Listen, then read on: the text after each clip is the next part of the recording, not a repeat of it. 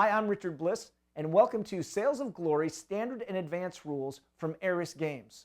In our previous videos, we went over basic maneuvering and combat. In this video, we're going to do an overview of the new enhancements and realism that's added in the Standard and Advanced Rules. Sails of Glory introduces pre-planned movement in the Standard and Advanced Rules.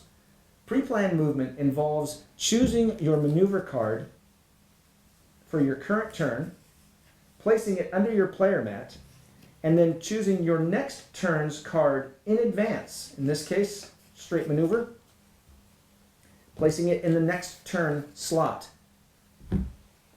When it comes time for movement during your current turn, all players remove their movement card and simultaneously execute their maneuver.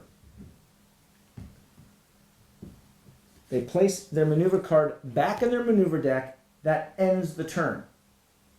At the end of the turn, the pre-planned card is moved into the current turn position, and another maneuver is chosen for the pre-planning for the next turn, which is then placed under the pre-planned position. This is how you do pre-planned movement in Standard and Advanced Rules for Sails of Glory.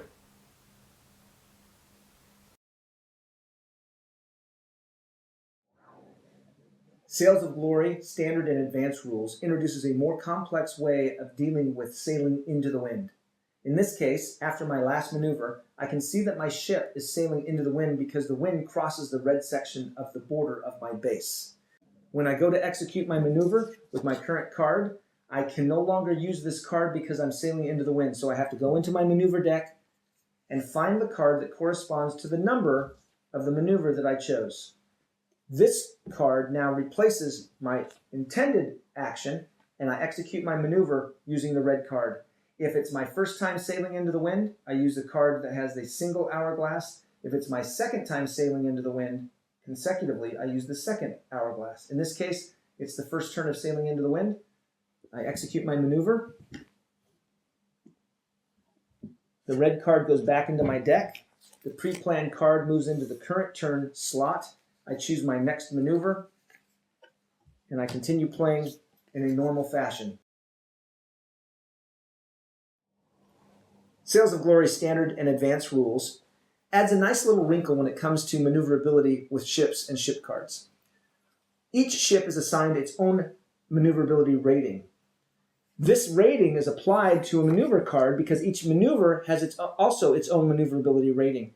And depending on the ship and the maneuverability that's been assigned, limits and restricts its ability to execute different maneuvers.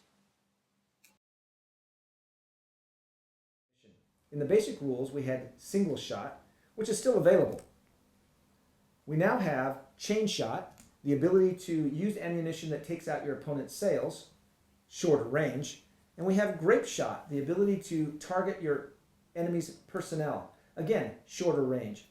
These three ammunition choices can be used when you reload your guns either to the port or starboard side after firing, or in the pre-setup of the game, you can choose to preload your guns before starting with one of these choices of shot. Sails of Glory Standard and Advanced Rules has expanded the ability to use additional sail settings to increase your maneuverability and speed of your ship. These sail settings in the basic rules were set at battle sails, but now using two different actions, either lowering sails or raising sails, allows you to increase from battle sails to full sails, or decrease from battle sails to minimal sails, or from minimal sails to a stop and anchor. This maneuvering is reflected in the cards when you draw your maneuver card and place it in front of your ship. Depending on the sail setting that you've chosen, that's the movement that you use on your maneuver card, thus dramatically changing the way the card affects the movement of your ship. There are 10 different actions a player can choose to use during their turn. Let me explain the 4 different categories of these actions. Category number 1 is pre-movement single turn actions. Category number 2, pre-movement multiple turn actions. Combat actions, and then end of turn actions. These actions include raising and lowering sails or pumping water as a single action pre-movement. Multiple action pre-movement involves putting out fires or repairing structural damage to the ship, including rudder, sails, masts, or other type damage. Combat actions include firing starboard or port guns, as well as small arms fire. And then end of round actions include loading starboard or port guns, but remember, you can't load and fire the guns on the same side in the same turn.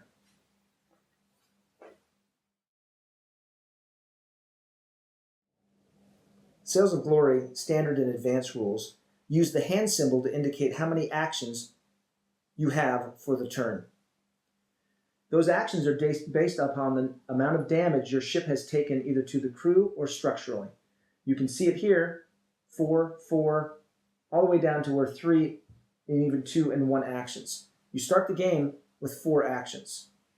Those actions can be chosen in any particular order.